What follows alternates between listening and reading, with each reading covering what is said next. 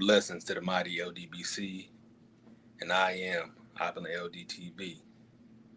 Yo, I just got done watching Terrence Bud Crawford's interview with Pivot Podcast, and in this video, I'm basically going to be talking about the things that I took away from the interview itself. So, first things first, Bud grew up like a lot of inner city kids. He was troubled. His mom and father weren't around,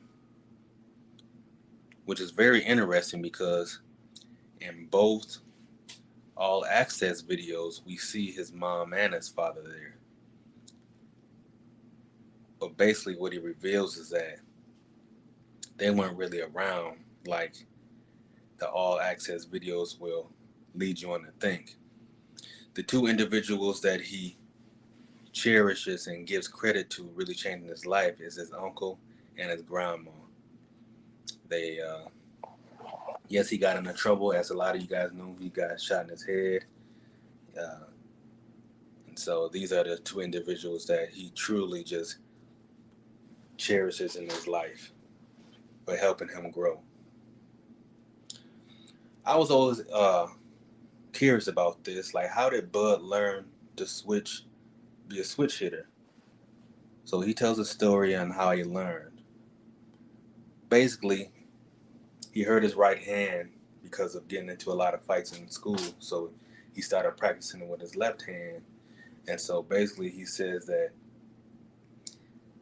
he got so good with his left hand, and he has also gained the same amount of power in his left hand that he has in his right hand. So he's been a switch hitter ever since. He said he also used to get yelled at for switching a lot, but he says he's happy he stuck to it. One of the things that really slipped my mind just about where he's from, which is Omaha, Nebraska, is that Omaha, Nebraska doesn't have any professional sports teams. So Terrence Bud Crawford, he says that I am Nebraska's sports team. I am Nebraska's professional team.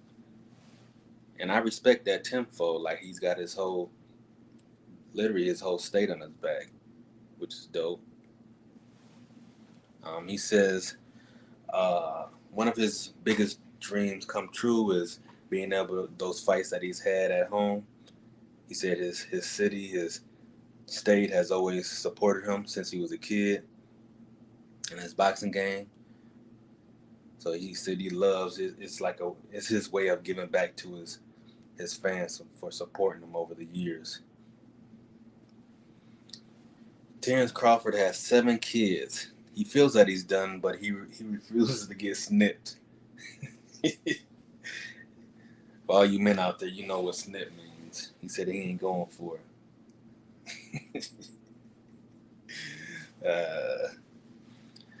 Bud also went on to say that he's an orca, and he says that orcas, they eat Moby Dick, which is Moby Dick is what Spence referred to himself as in one of the press conferences they had.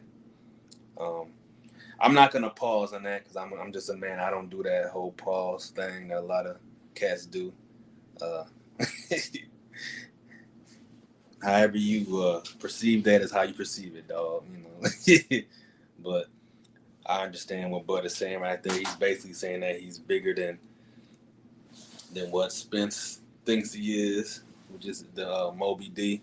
And he's basically talking about he's gonna fillet him. Bud's biggest outside of boxing job is being a father.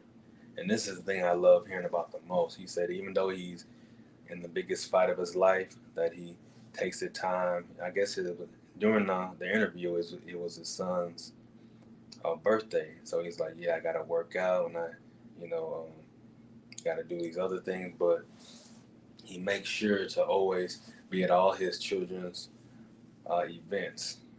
Whenever it is, he says he's going to be there. And that basically reflects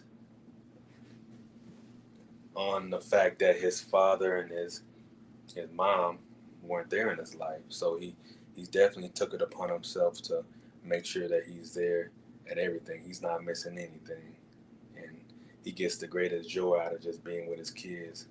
And for me, it's just great to hear a melanated father say that. I love that, and I definitely love any other black men out there that just love being in their children's life, just truly being there. I truly can't be cool with you if you're not in your kids' lives. So if you one of those dudes out there that maybe we cool, I say what's up to you and you in your kids' life. Uh, just stop talking to me.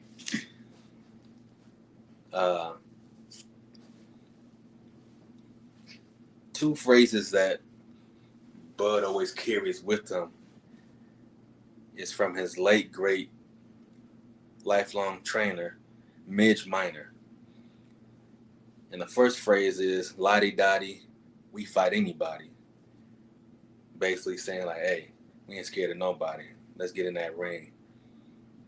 And the second one is, "I don't care who he fought. He hasn't fought me yet." And for me, I love those two. Those are dope, man. That's dope. It's dope to keep those in your mind. That keeps you ready. You know what I'm saying? Keeps you on your toes. So that was dope. I overall enjoyed this interview.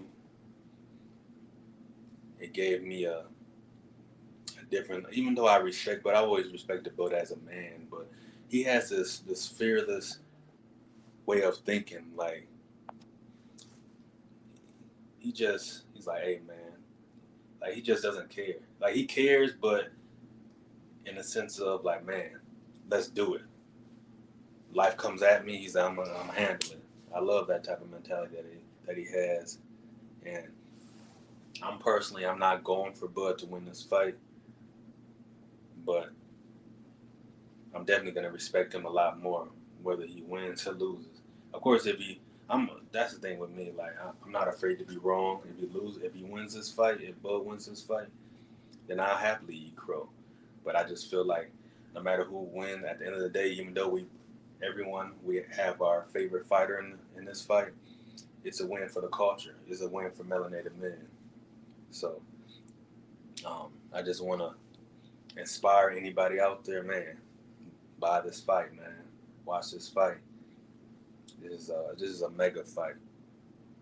One of the greatest fights of the century. The greatest fight in the century for me. I'm just happy I get to witness this. So I appreciate all you guys listening to this video. Hit that like button. Make sure you sub up. This was your boy Opulent LDTV, reminding you that when you're in those streets, prosper in peace. I'm gone.